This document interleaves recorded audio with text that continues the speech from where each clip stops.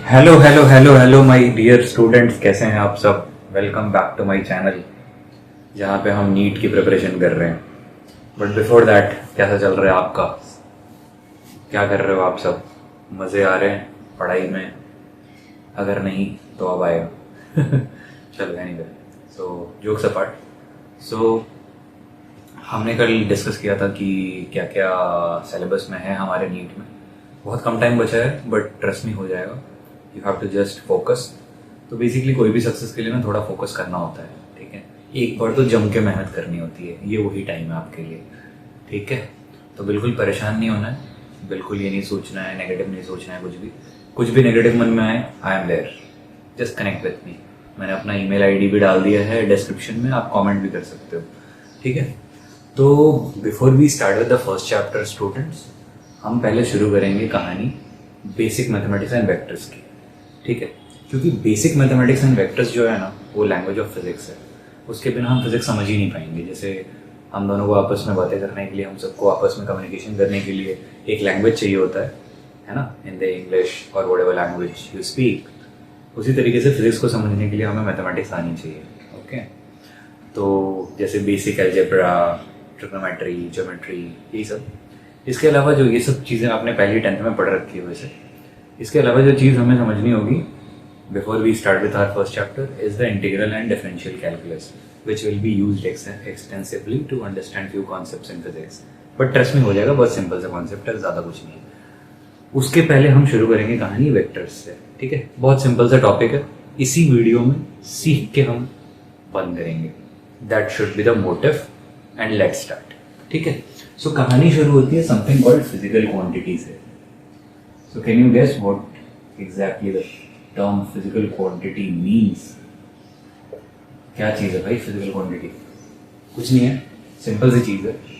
कोई भी बॉडी की एक प्रॉपर्टी जिसको आप मेजर कर सकते हो, ठीक है। जैसे ये मार्कर पेन है, इसका कुछ लेंथ है, वॉल्यूम है, मास है। तो हम मास, वॉल्यूम, लेंथ ये सब मेजर कर सकते हैं, करेक्ट। उसी को फिजिकल क्वांटिटी बोला जाता है, okay. So whatever can be measured, which is the property of any body or a matter, is known as physical quantity. अब ये दो तरह के होते हैं, scalar and vector, करेक्ट। बहुत सिंपल है। स्केलर में सिर्फ मैग्नीट्यूड होता है एंड उसका डेफिनेशन कंप्लीट हो जाता है मैग्नीट्यूड से, और कुछ नहीं है इसमें, सिंपल, ठीक है। तो जैसे फॉर एग्जाम्पल अगर मैं आपको यहाँ पे लूँ तो 5 किलोग्राम, एक नंबर लगा और एक यूनिट लगा, ऑब्वियसली किलोमीटर लिखूंगा तो गलत हो जाएगा ना। ओके। फिर आता है वेक्टर्स, जिसमें दोनों होता है, मैग्नीट्यूड एंड डायरेक्शन, ठीक है। इसके एग्जांपल हो गए फोर्स, ठीक है, सिंपल। फोर्स है, वेलोसिटी है, डिस्प्लेसमेंट है, बहुत सारी चीजें हैं, ठीक है। यहाँ पे मास हो गया, टाइम हो गया, all those things. Now the point is that what we need to understand, कि मैं आपको एक एग्जांपल देता हूँ। आपने सुना होगा electric current, right. Electric current flows from higher potential to lower potential, ठीक है, HP टू LP, ऐसा फ्लो करता है वो, ठीक है, ओके।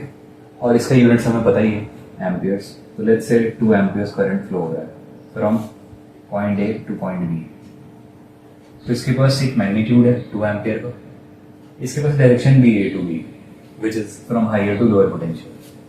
अब आप बताओ कि ये एक वेक्टर क्वांटिटी है या स्केलर क्वांटिटी है? इलेक्ट्रिक करंट की बात कर रहा हूं मैं। वीडियो पॉज करो, सोचो और कमेंट करो।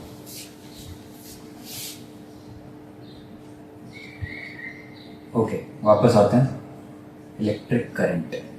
तो इलेक्ट्रिक करंट बच्चों, ये एक स्केलर क्वांटिटी है, it's not a vector quantity. I tell you why. क्योंकि हमारा जो डेफिनेशन है ना स्केलर और वेक्टर का, उसमें एक और चीज़ जो इम्पोर्टेंट है वो आपको नोट डाउन करनी है। वो है कि इसमें सिंपल अलजेब्रा रूल यूज होता है for addition, okay, algebra rule for addition. तो सीधा 5 + 5 10 किलो चावल लेके आ जाओ मार्केट से, कोई प्रॉब्लम नहीं है। बट अगर मैं वेक्टर्स की बात करूँ तो यहाँ पे law of vector addition follow होना ज़रूरी है।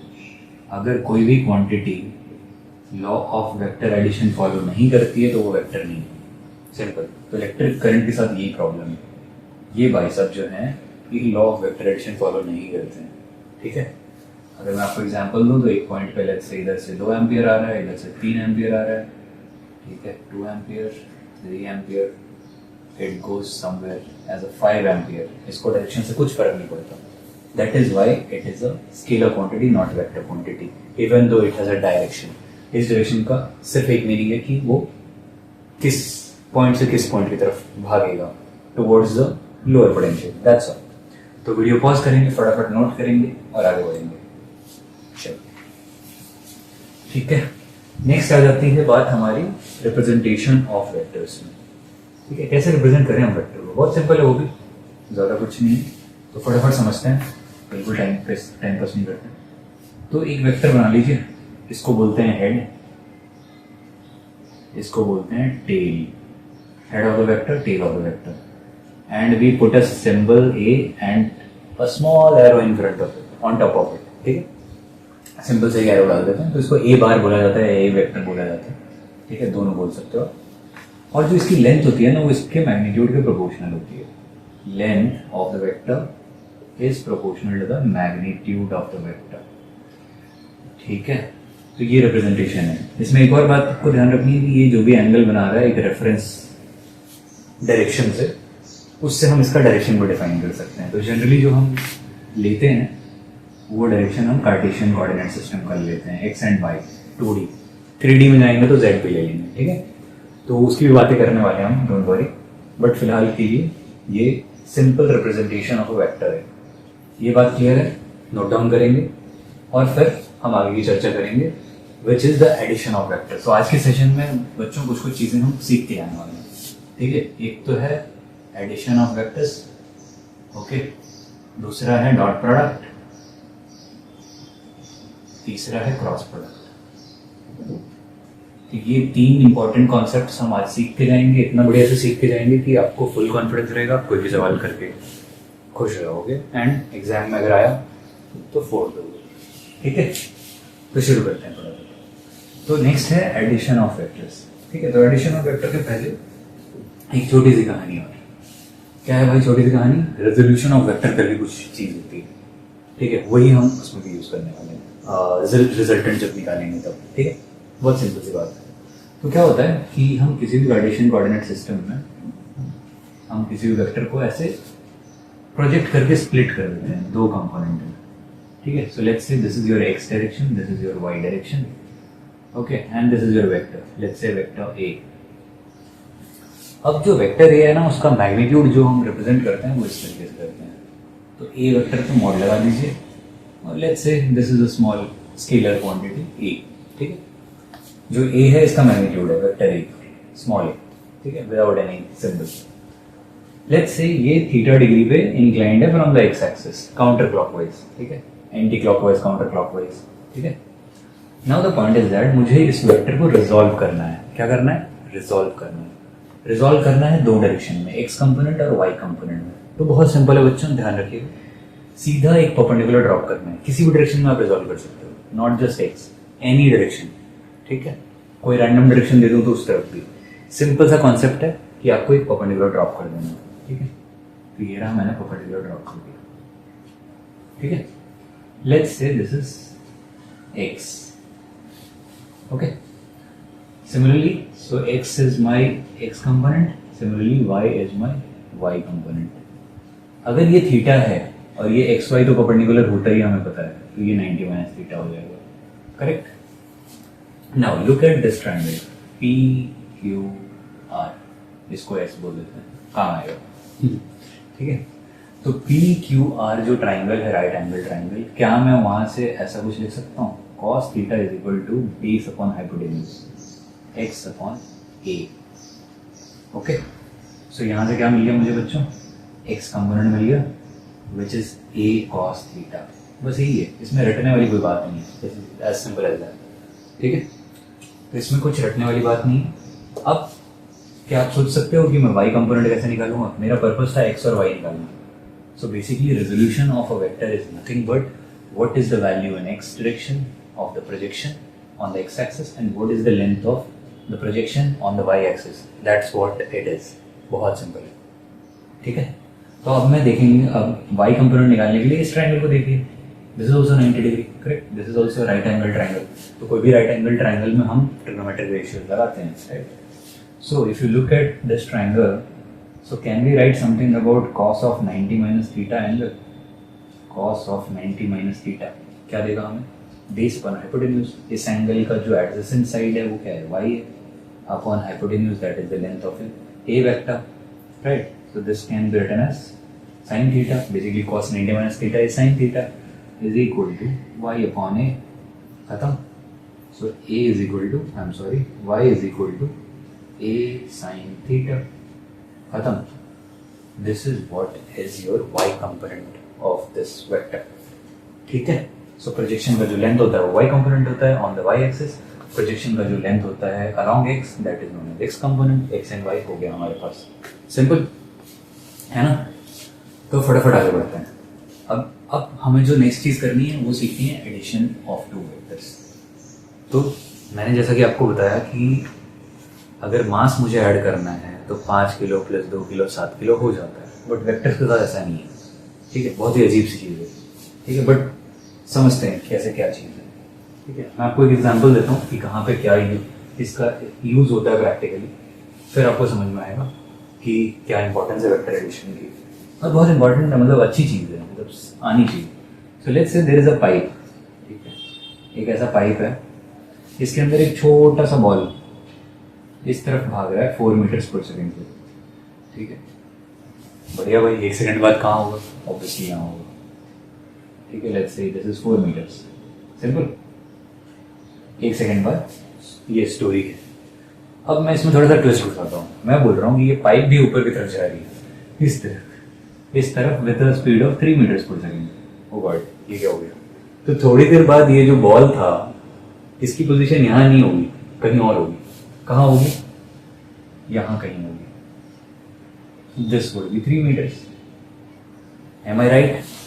होगी कि नहीं, है ना। तो बेसिकली जो हमारा बॉल था वो लेट्स से ए से बी की जगह सी चला गया, बी पे गया ही नहीं, है ना, क्योंकि पाइप भी ऊपर की तरफ मूव कर रहा था। तो अगर कोई इसकी वेलोसिटी पूछेगा तो ना वो 4 है ना वो 3 है, क्या है? ये वाली लेंथ है बेसिकली।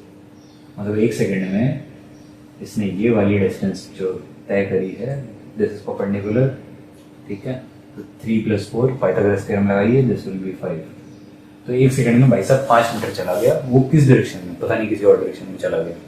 तो ये इसीलिए इंपॉर्टेंट है आपको ये समझना कि वेक्टर्स को ऐड कैसे करते हैं। यहाँ पे सीधा सीधा वेक्टर एडिशन का गुड एप्लीकेशन है ये, ठीक है। तो ये समझते हैं फटाफट क्या चीज़ है भाई ये वेक्टर एडिशन कैसे करते हैं। लेट्स डू इट, मजा आएगा। कुछ रटने की जरूरत नहीं है, कुछ फाइनल रिजल्ट्स मैं आपको बता दूंगा, वो नोट डाउन कर लेना बढ़िया से और रिवाइज करते रहना है। Revision is the most important thing students.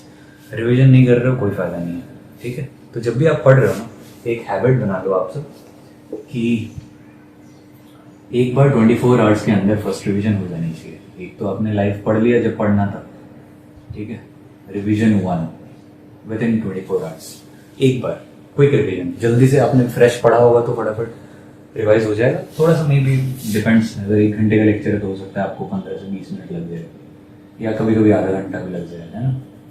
So let's से 30 मिनट्स आपका रिवीजन टाइम लगेगा। दूसरा रिवीजन कब करना है? Within next 1 week, okay, 7 days. इस पर जब आप रिवीजन करोगे ना तो आपको 15 से 20 मिनट लगेगा, क्योंकि ऑलरेडी आपने 2 बार पढ़ लिया है, इससे ज़्यादा नहीं लगने वाला है। और तीसरी बार आपको रिवाइज कर लेना है। ये दिस इज बेयर मिनिमम बता रहा हूँ। इससे ज़्यादा अगर आपको लगता है कि नहीं है, मुझे कॉन्फिडेंस नहीं आ रहा है, तो आपको और ज़्यादा रिवीजन करने की ज़रूरत है, ठीक है।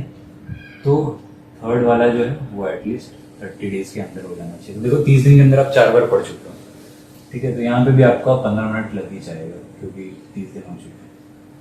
अब जब आप 3 बार रिवाइज कर चुके होगे और 1 बार पढ़ चुके होगे ना कोई भी कॉन्सेप्ट, तो ट्रस्ट मी, 4th टाइम जो रिवीजन होगा ना वो 5 से 10 मिनट में हो जाएगा।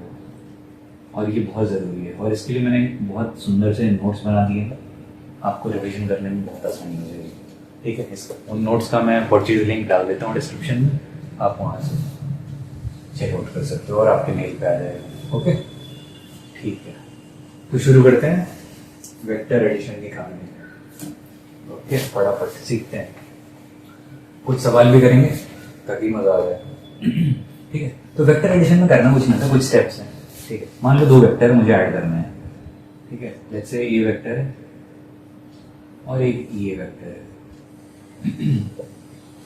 लेट्स से ये जो ए वेक्टर है ये मेरा एक्स एक्सिस की तरफ ही है, और ये जो बी वाला वेक्टर है वो एक्स एक्सिस से कुछ थीटा एंगल है। तो कुछ चीजें और समझनी है दोस्तों। ठीक है, अगर मैं बोलूँ दो वेक्टर के एंगल निकालो, दो वेक्टर के बीच का एंगल निकालो, तो उन दोनों के टेल को उठा के एक साथ रखना होता है। तो हम किसी भी वेक्टर को ना ट्रांसलेट कर सकते हैं, गिवन दैट आप उसका लेंथ मत चेंज करो और डायरेक्शन मत चेंज करो। ठीक है, तो बेसिकली या फिर एक इक्वल वेक्टर बना लो। इक्वल वेक्टर कुछ नहीं होता है, बेसिकली आपका जो वेक्टर का लेंथ और डायरेक्शन है वो मेंटेन रख के यहाँ पे एक वेक्टर बना दो, पैरेलल होना चाहिए इसके और सेम लेंथ का होना चाहिए, दैट्स ऑल। इस तरीके से चिपका दो, तो इन दोनों के बीच का जो इंक्लूडेड स्मॉलर एंगल होता है ना, वो एंगल बिटवीन टू वेक्टर्स कहलाता है। ठीक है, तो अगर कभी एंगल निकालने की जरूरत पड़ेगी, जो कि हमें पढ़ने वाली है dot product and cross product में, तो वहां पे आपको समझ में आ जाएगा।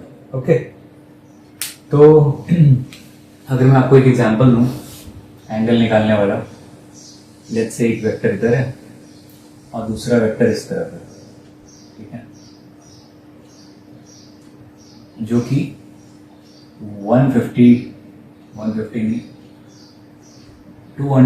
Degree from positive x axis है, इस तरीके से एंटी क्लॉकवाइज। तो आप मुझे बताओ ए और बी के बीच में एंगल कितना होगा?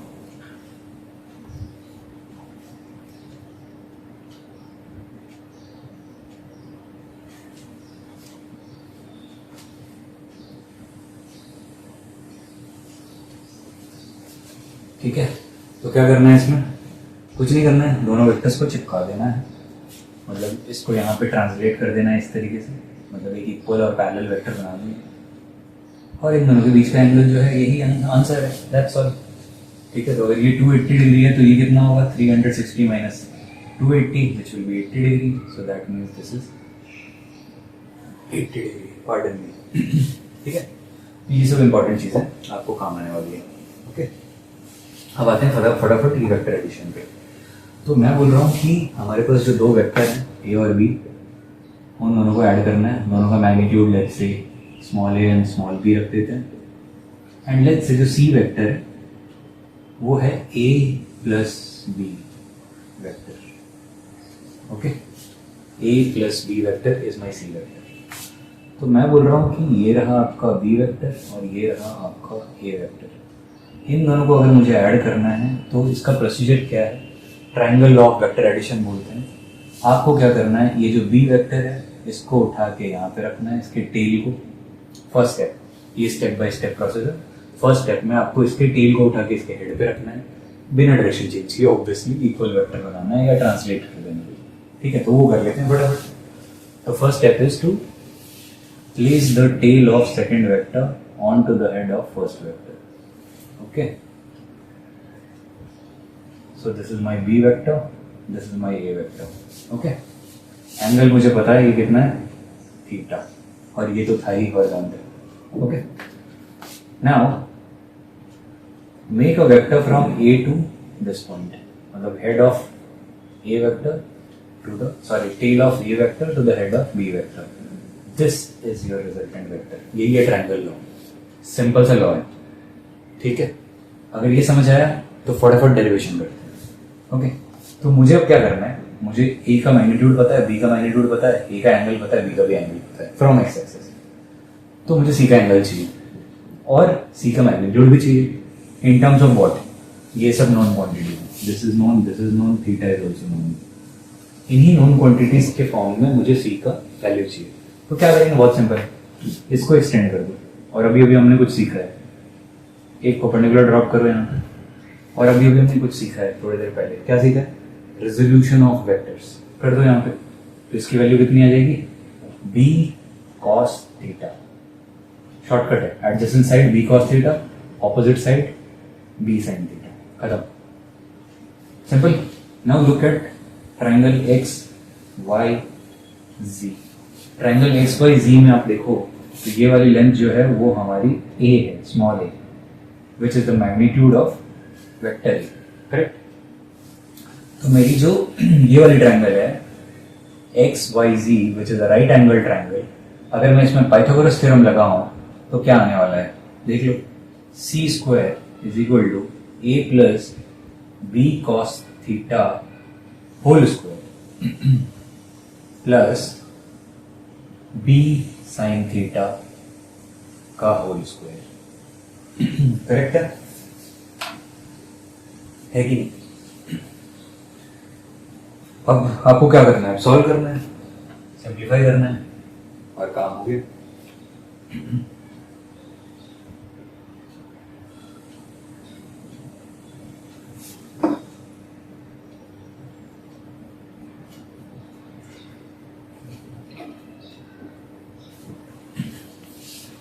ठीक है,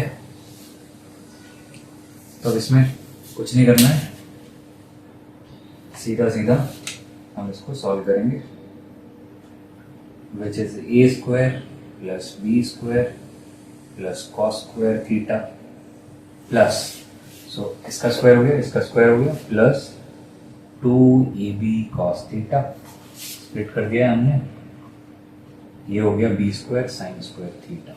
correct. Now look at these two terms, इन दोनों को क्या करें, कॉमन ले लेते हैं, बी स्क्वायर और फिर बचेगा sine square plus cos square theta. Now if you remember from your grade 10th, sine square theta plus cos square theta is equal to 1, तो आंसर क्या आने वाला है, A square plus B square plus 2ab cos theta. What is this, this is C square. अगर मुझे सी निकालना है तो मैं स्क्वायर रूट ले लूंगा, बस यही रिजल्ट है जो आपको याद रखना है, सिंपल। ठीक है, तो ये रिजल्ट काम आने वाला है, तो नोट डाउन कर लेंगे फटाफट। यहाँ पे है हमारे पास alpha which is the angle of C, वो भी बहुत सिंपल है, इसी ट्रायंगल से निकल जाएगा। देखिए कैसे, tan of alpha is equal to nothing but perpendicular upon the base, so perpendicular is this. ये दूसरा रिजल्ट आने वाला है हमारे पास, जो कि आपको याद रखना है, सिंपल।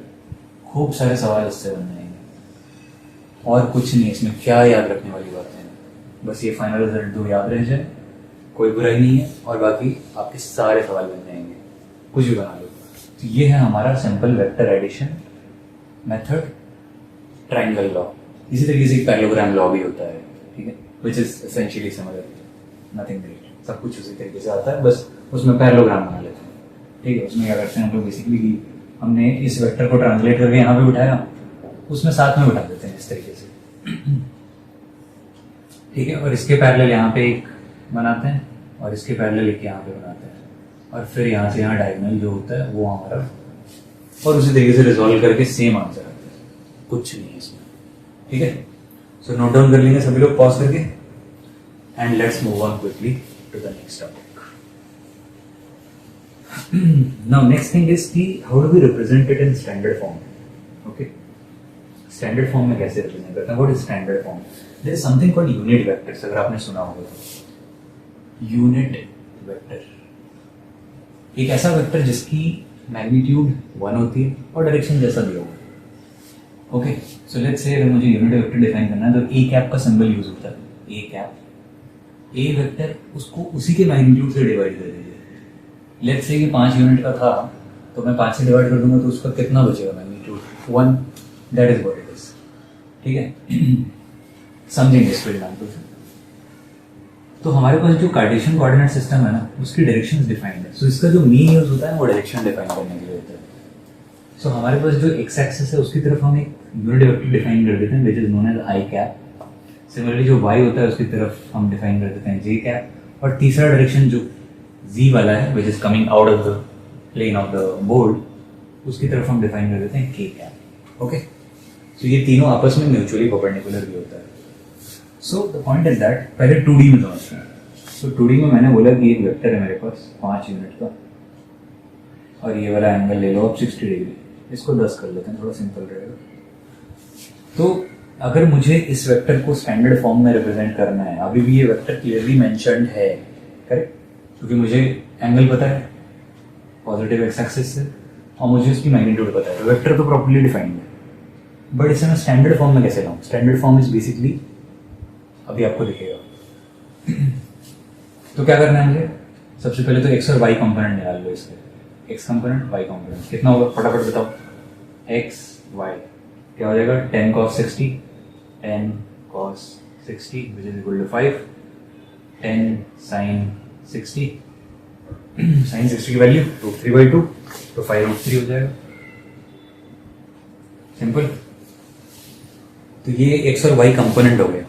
अब जरा देखो ये जो x है वो तो इस तरफ है, दिस इज द, अगर मैं इसको वेक्टर बना दूं तो this is what it is, और दूसरा जो y कंपोनेंट है वो इस तरफ है, उसको अगर मैं वेक्टर बना दूं तो that is what it is. इसको मैं शिफ्ट कर दूं यहाँ पे तो this is what it is. Now recall the triangle law. Triangle law ने क्या बोला था कि एक वेक्टर ऐसा टेल से हेड, दूसरा वेक्टर उसके ऊपर टेल से हेड, तो तीसरा वेक्टर उसका रिजल्टेंट, तो मुझे यही तो चाहिए है ना। तो उसको मैं क्या लिख सकता हूँ फिर, x i cap Q. X मुझे मैग्नीट्यूड पता है, डायरेक्शन क्या है इसका हॉरिजॉन्टल है तो आई कैप हो गया, इसका डायरेक्शन क्या है वर्टिकल तो जे कैप हो गया, प्लस दिस। तो अगर ये ए वेक्टर था तो उसको मैं अब मैं ऐसे लिख सकता हूँ, A vector is nothing but 5 I cap plus 5√3 J cap. This is what we call the standard form. देखा होगा आपने, थर्ड डायरेक्शन में अगर चलेगा तो एक और टर्म आ जाएगा with k cap, as simple as that. में कुछ याद रखने की जरूरत नहीं है, एकदम simple to the point. Clear है, फटाफट नोट करेंगे सभी लोग, है ना। तो इस तरीके से आपका ये हो जाता है। आगे बढ़ते हैं अच्छा फटाफट, ठीक है। तो हमने सीख लिया है unit vector, resolution of vector, addition of vector. एक सवाल कर लेते हैं, ओके। तो देखिए सेम एक सवाल लूंगा और उसी के दोनों तरीके से एडिशन करेंगे, ओके। तो पहला एडिशन तो ऐसे कर लेते हैं, ये दो वेक्टर है, इन दोनों को ऐड करो, सेम आंसर आने वाला है, ओके। सो लेट्स से 60 डिग्री पे 10 यूनिट्स, दो वेक्टर है, इन दोनों को ऐड करना है। तो अगर मैं सिंपल फॉर्मूले से करूँ जो हमने ट्राइंगल लॉ से सीखा, उससे क्या हो जाएगा। So this is let's say A vector, this is let's say B vector, okay। तो ट्राइंगल लॉ ने मुझे बताया था कि मुझे क्या क्या चाहिए, A, B और थीटा चाहिए, खत्म। तो A, B और थीटा मेरे पास है ही, A is 10, B is also 10, 2A B cos of 60, और ये पूरा एक अंडर रूट में आ जाएगा। कितना हो गया भाई 100 प्लस 100 प्लस इसकी वैल्यू होती है हाफ, तो हाफ और 2 गायब, एक और 100, कितना हो गया √300, 10√3, खत्म। तो ये रिजल्टेंट का लेंथ हो गया या मैग्नीट्यूड हो गया, करेक्ट। अब मुझे क्या चाहिए, tan अल्फा बेसिकली एक रिजल्टेंट जो होगा वो इधर कहीं होगा, और ये अल्फा चाहिए मुझे, करेक्ट। तो b sin theta, mind it, b sin theta में b कौन सा था, go back and check your notes. तो b वो होता है जिसके बीच वाला एंगल हम नहीं लेते। इफ यू कैन रिकॉल, इस तरीके का डायग्राम था, ठीक है। थीटा था a और b के बीच में, करेक्ट। लेकिन जो अल्फा डिफाइंड था वो था a के थ्रू, करेक्ट। अगर मैं इसको साथ में यहाँ पे बना दूं तो ये रहा b और ये रहा थीटा। तो इसमें एक इंपॉर्टेंट चीज है कि अल्फा जिसके थ्रू बन रहा है ना उसके ऑपोजिट वाला लेना है। तो अगर मैंने अल्फा यहाँ पे बनाया है तो ये वाली वैल्यू पहले आएगी, that is what your b is, correct. खैर यहाँ पे दोनों सेम है तो कोई इशू नहीं है, divided by a plus b cos theta. तो a plus b cos of 60, देखो कितना आया, ये हो जाता है √3/2, ये हो जाता है 10 प्लस ये हो गया 10 into half, that is 5, correct। this will be gone, 5√3/15 which is √3/3 which is 1/√3, tan alpha is equal to 1/√3, कुछ चमका, what is that, 30 डिग्री हो जाएगा भाई साहब, करेक्ट। तो ये है एक मेथड, लेकिन ये थोड़ा कैलकुलेटिव है। इससे भी आसान तरीका है कि आप फटाफट दोनों को स्टैंडर्ड फॉर्म में लिख दो, बात ही खत्म। तो बी तो सीधा सीधा हॉरिजॉन्टल डायरेक्शन में है, तो बी को मैं क्या लिख सकता हूँ, B vector is nothing but 10 into i cap, correct, simple. और जो 10 जो हमारा ए वेक्टर है उसको हम रिजॉल्व करके लिख लेंगे, it is 60 degree like this, so 10 cos 60 I cap plus 10 sin 60 J cap. मैंने दो पार्ट में रिजॉल्व कर लिया जो हमने सीखा है। This is 5 I cap plus this is 10 into √3/2, correct, तो 5√3 जे कैप। अब सिंपल एडिशन हो जाता है इसमें, common terms a plus B करोगे तो आप देखोगे कि ये और ये सेम डायरेक्शन में, सेम डायरेक्शन में तो सीधा सीधा ऐड कर दो, करेक्ट। तो 10 + 5 15 आई कैप प्लस 5√3 जे कैप। इसका जो हमें मैग्नीट्यूड निकालना है ना सी का, वो कैसे निकलता है आप लॉजिकली सोचो, आप भी सोच सकते हो। ए और बी दो वेक्टर्स हैं और माइंडेड ये दोनों वेक्टर्स जो हैं, ठीक है, इन दोनों का सम है बेसिकली, लेकिन आप फोकस करो इन दोनों वेक्टर्स पे। कितना कितना ये वेक्टर, एक है 15 हॉरिजॉन्टल और दूसरा है 5√3 वर्टिकल, करेक्ट। दोनों 90 डिग्री पे है, दोनों 90 डिग्री पे है, तो दोनों का रिजल्टेंट क्या होगा, यही वाला फॉर्मूला लगाऊंगा, c = a² + b² + 2ab cos θ 4√, लगाओ यहाँ पे। तो a² + b² + 2ab cos of what 90 degree, 0 करने की जरूरत ही नहीं, खत्म। तो ये हो गया 225 + 5 × 3 सॉरी 25 × 3 75 √300 √300 इज इक्वल टू 100 बाहर से 10 बाहर आ जाएगा, ये अंदर आ जाएगा, देख लो आंसर मैच कर जाएगा आपको, देखो मैच करके, सिंपल। बस ऐसे ही सोचना है, दोनों मेथड से सेम आंसर आएगा। उसी तरीके से tan, यहाँ पे tan अल्फा जो लिखोगे आप कैसे लिखोगे, यहाँ पे ये रहा alpha, tan alpha would be this upon this, triangle बना लो, है ना, तो this upon this, perpendicular upon hypotenuse, which will again give you this same result. तो फिर से अल्फा 30 डिग्री, समझ आया? कुछ भी डाउट हो कमेंट्स में डाल दें, ओके। नोट डाउन करेंगे सभी लोग पॉज करके, बस यही है एडिशन, वेक्टर एडिशन खत्म। छोटी छोटी सी बातें और भी करने वाले हैं हम लोग इसके बाद, पोजीशन वेक्टर, डिस्प्लेसमेंट वेक्टर, ठीक है, छोटी छोटी सी बातें। फिर सीधा सीधा डॉट प्रोडक्ट पे आ जाते हैं, क्रॉस प्रोडक्ट पे आ जाते हैं, खत्म करते हैं और कुछ PYQs करेंगे before we wind up the session, ठीक है। I hope you are enjoying it.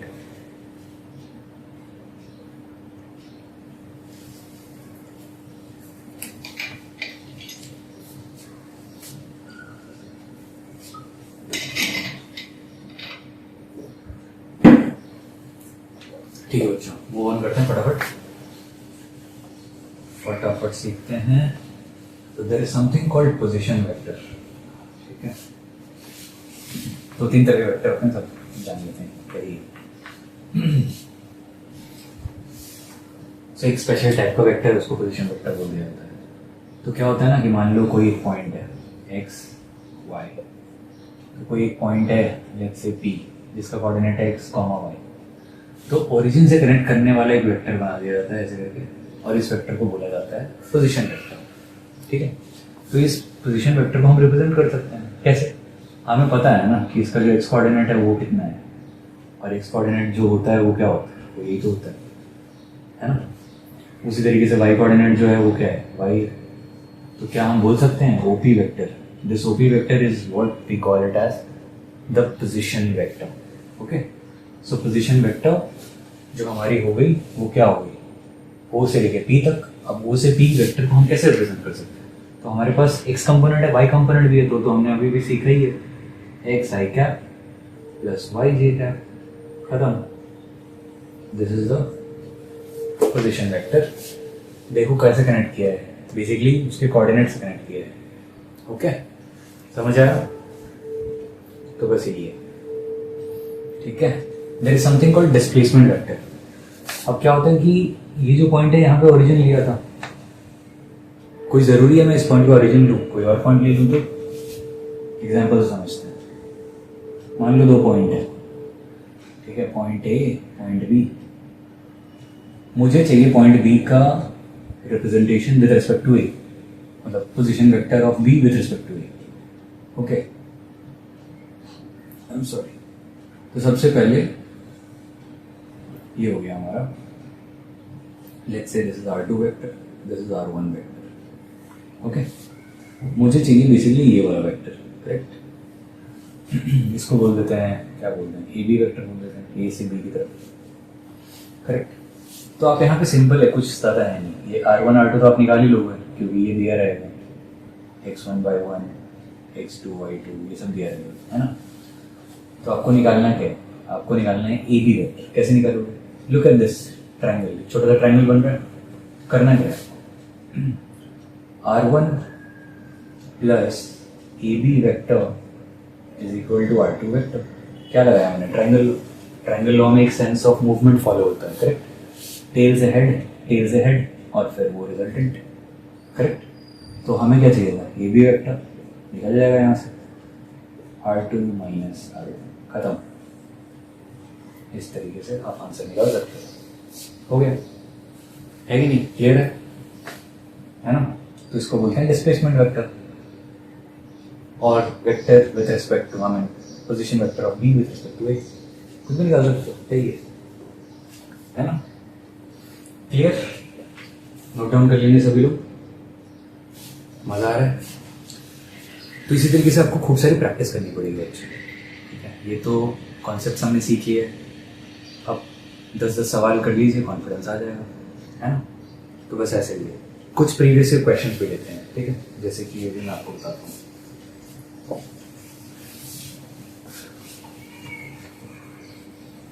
एक क्वेश्चन आया था,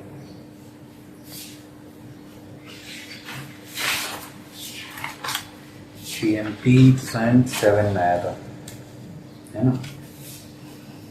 क्या है सवाल, a particle starting from origin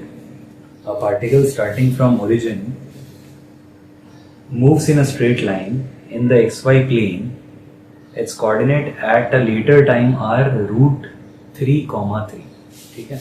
तो यहाँ कहीं से शुरू हो रहा है, सवाल है AIPMT 2007 का, तो यहाँ कहीं से शुरू हो रहा है, ठीक है। और बोला गया है कि at some later time it is somewhere over here,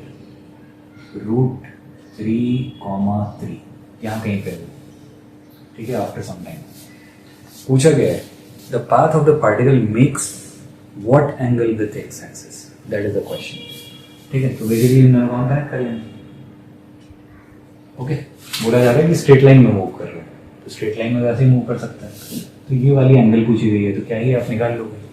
क्या करना है इसमें, इसके कोऑर्डिनेट दिए हुए हैं, पोजीशन वेक्टर लिख दो, पोजीशन वेक्टर भी लिख दोगे तो भी हो जाएगा, और नहीं तो यहाँ पे सिंपल ट्रिग्नोमेट्री लगाओगे तो भी हो जाएगा। तो वी हैव ऑलरेडी डिस्कस कि ये हो गया आपका एक्स कोऑर्डिनेट, ये हो गया आपका वाई कोऑर्डिनेट, सिंपल। तो tan ऑफ थीटा कितना हो जाएगा, tan of theta is equal to √3/3 which is 1/√3। Theta कितना आ गया, 30 डिग्री। यही आंसर है, one of the options will be there. हो गया, है ना। उल्टा तो नहीं हो गया ना, उल्टा हो गया, √3 which is √3 which will give you 60 degrees instead of 30, correct. PMT का सवाल है, ठीक है। इसके अलावा एक सवाल और है जो कि डॉट प्रोडक्ट सीखने के बाद करेंगे आगे, ठीक है। नोट डाउन कर लें, आगे बढ़ते हैं। डॉट प्रोडक्ट अच्छा है, डॉट प्रोडक्ट भी मजेदार। सो डॉट प्रोडक्ट क्या कहता है भाई, बहुत सिंपल सा प्रोडक्ट है, बहुत ही इजी, बहुत ही इंटरेस्टिंग। तो बोलते हैं कि अगर दो वेक्टर है मेरे पास ए और बी, और दोनों के मैग्नीट्यूड्स जो हैं वो ए और बी है, मतलब ए वेक्टर का मैग्नीट्यूड है ए, बी वेक्टर का मैग्नीट्यूड है बी, और एंगल दोनों के बीच में हमारे पास अगर थीटा है, तो जो ए डॉट बी होता है ना, उसकी वैल्यू आ जाती है मैग्नीट्यूड का multiplication into cos of theta. Angle निकालना इसीलिए सिखाया था मैंने, इफ यू रिमेंबर, ठीक है। तो ए का मैग्नीट्यूड, बी का magnitude and cos theta, this is what is dot product. Minded this is a scalar value, मतलब ये एक वेक्टर नहीं है, स्केलर प्रोडक्ट है, इसीलिए हम इसको स्केलर प्रोडक्ट भी बोलते हैं, डॉट प्रोडक्ट। इसका रिजल्टेंट एक, मतलब इसका जो भी रिजल्ट होता है, प्रोडक्ट होता है, वो एक स्केलर वैल्यू आती है, इसीलिए। Okay, simple. तो अब इसकी कुछ कुछ अच्छे एप्लीकेशन है। तो फॉर एग्जांपल अगर हम कार्टेशियन कोऑर्डिनेट्स की बात करें तो आई डॉट आई क्या होगा बताओ, क्या होगा? आई और आई भी इधर ही है, आई भी इधर ही है, दोनों के बीच का एंगल 0, तो 1 into cos of 0 which is equal to 1, है ना।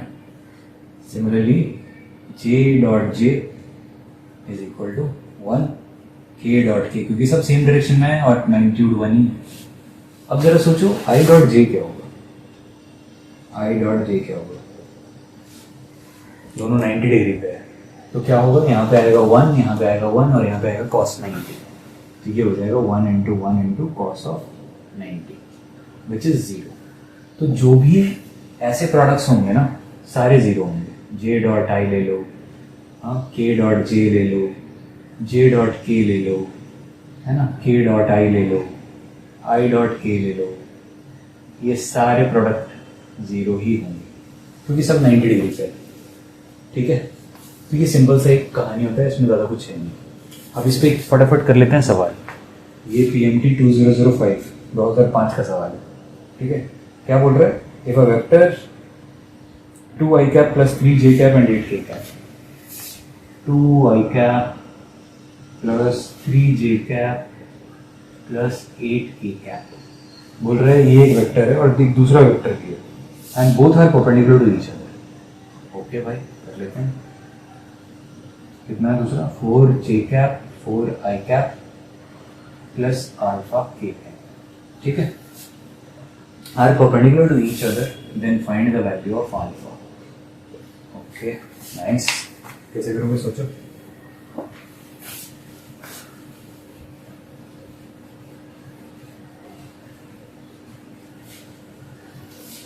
कैसे करोगे, कैसे करोगे? तो इसके लिए हम क्या करेंगे, इन दोनों को मल्टीप्लाई कर देंगे। तो एक बेसिक स्टैंडर्ड रिजल्ट आपको बताता हूँ, डेरिवेशन किसी भी बुक में मिल जाएगी।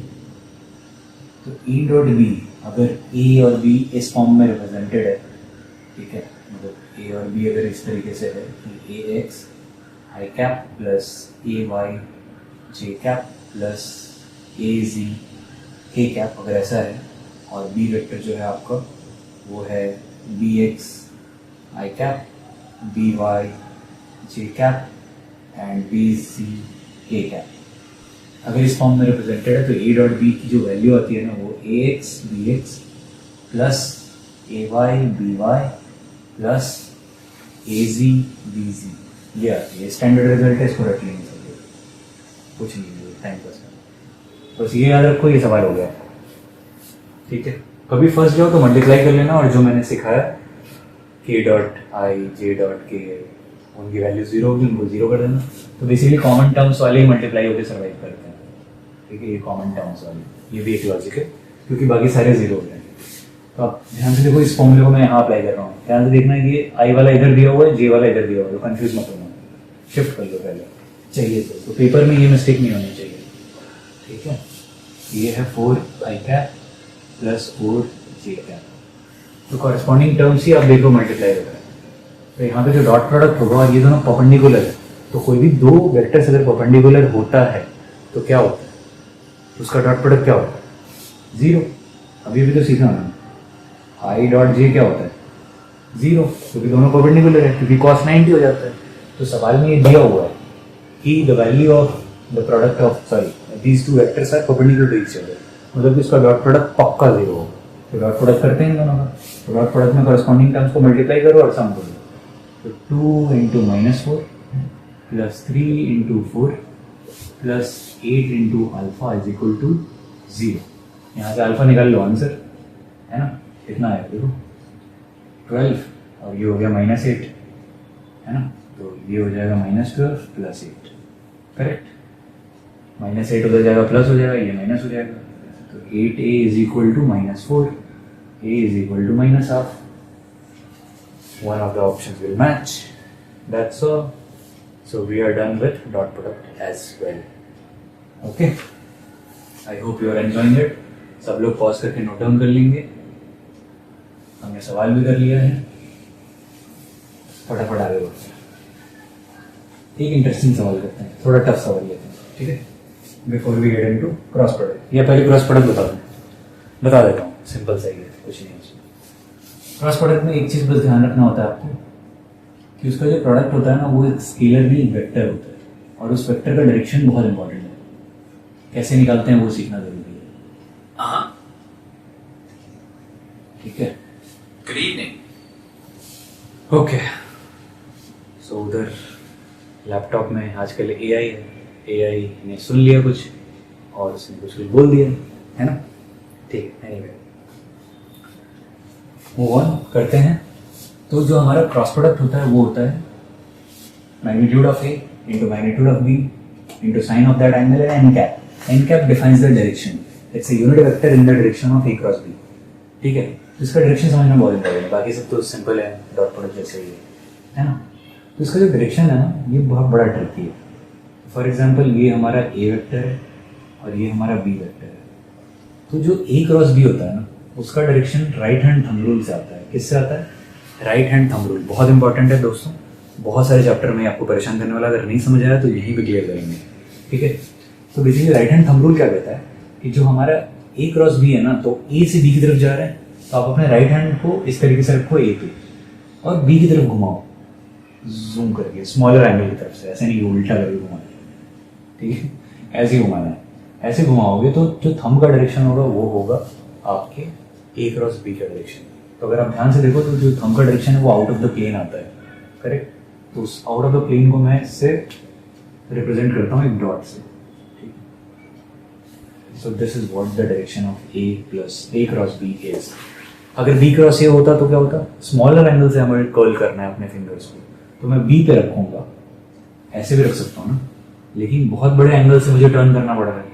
मुझे स्मॉलर अक्यूट एंगल, जो छोटा एंगल है दोनों के बीच का इंक्लूडेड एंगल, वहां से इस तरीके से टर्न करना है। तो बी पे मैं फिंगर्स रखूंगा राइट हैंड एंड कर्ल करूंगा ए की तरफ, तो B cross A will be inside. So B cross A का डायरेक्शन जो हो जाएगा वो इनसाइड। इससे हम रिप्रेजेंट करते हैं coming out of the paper, this is going inside the paper. Very important concept. ठीक है, कुछ और सवाल कराता हूँ। लेट्स से ये हो गया मेरा let's say vector C and एक और है वेक्टर डी। ठीक है, ये गोइंग इनसाइड द पेपर है और ये ऊपर की तरफ है। चलो बताओ जरा फटाफट, वीडियो को पॉज करो, सोचो और इन दोनों का मुझे डायरेक्शन बताओ।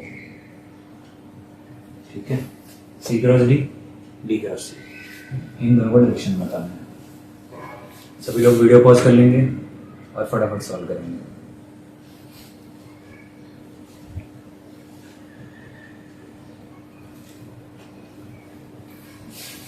ठीक है, हो गया।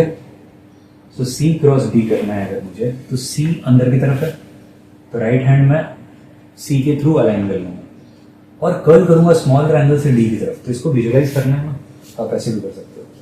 तो सी जो है वो अंदर की तरफ है और डी है ऊपर की तरफ। तो मुझे स्मॉलर एंगल से अगर कर लूँ, मैं इसको घुमा देता हूँ, जूम सी डी, ऐसे ही था ना। तो कर्ल करूंगा मैं इस तरीके से स्मॉलर एंगल की तरफ से।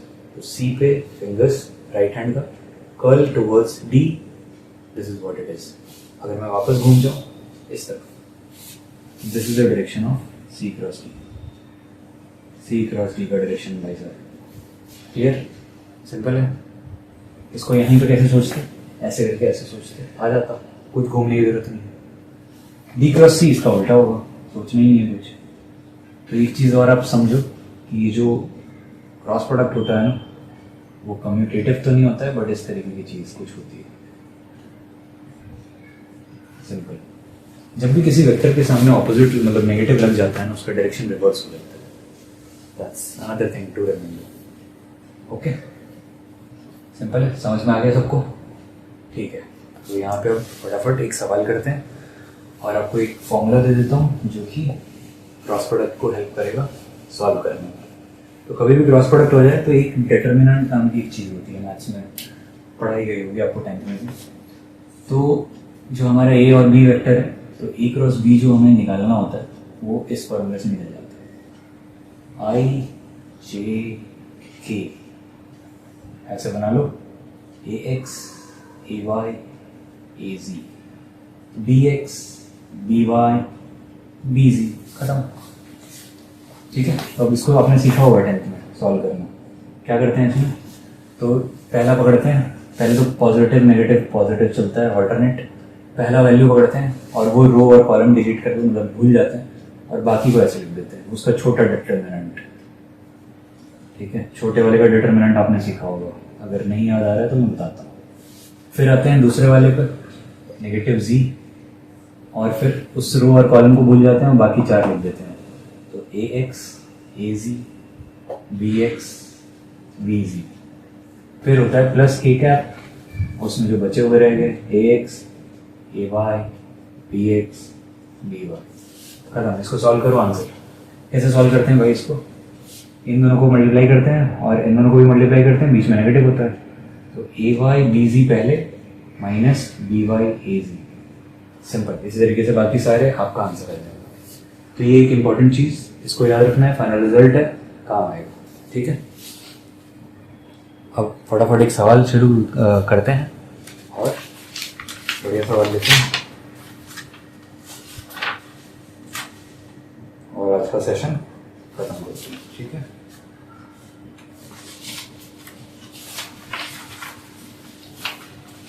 Find the unit vector in the direction of the resultant of A and B. Unit vector निकालना है ए और बी के रिजल्टेंट के डायरेक्शन में। बढ़िया भाई, आ जाओ, लेट्स डू इट। तो ए क्या है मेरे पास, ए है 2i cap minus j cap plus 3k cap, B vector है मेरे पास 3i cap minus 2j cap minus 2k cap. तो बोला गया कि इन दोनों का जो रिजल्टेंट है उसकी डायरेक्शन में मुझे एक यूनिट वेक्टर चाहिए, तो लेट्स से सी वेक्टर। ठीक है, सी वेक्टर, सी वेक्टर जो है हमारा ए और बी का सम है, ए प्लस बी रिजल्टेंट। तो क्या होता है, हमने तो सीखा ही, कॉरेस्पॉन्डिंग टर्म्स ऐड कर दो, 2 + 3 कितना हो गया 5, correct, minus 2 minus 1 3j cap, और ये दोनों 3 - 2 that is k cap, positive k। अब मुझे अगर यूनिट वेक्टर निकालना है किसी का, तो do you remember the formula, ऐसा कुछ था, a vector divided by the magnitude of that vector, खत्म। a cap is the unit vector of a vector divided by the magnitude of a vector। तो इसका मैग्नीट्यूड निकाल लो फटाफट, कितना हो गया, पढ़ा ही हमने, परपेंडिकुलर है सारे के सारे।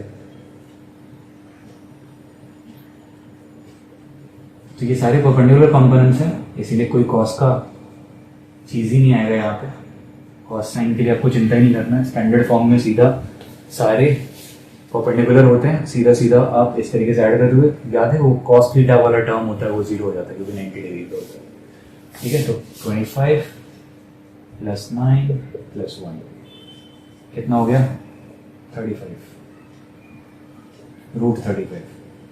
तो हमारे पास जो सी कैप आएगा ना, वो बेसिकली 10/35 आ जाएगा, वही आंसर है।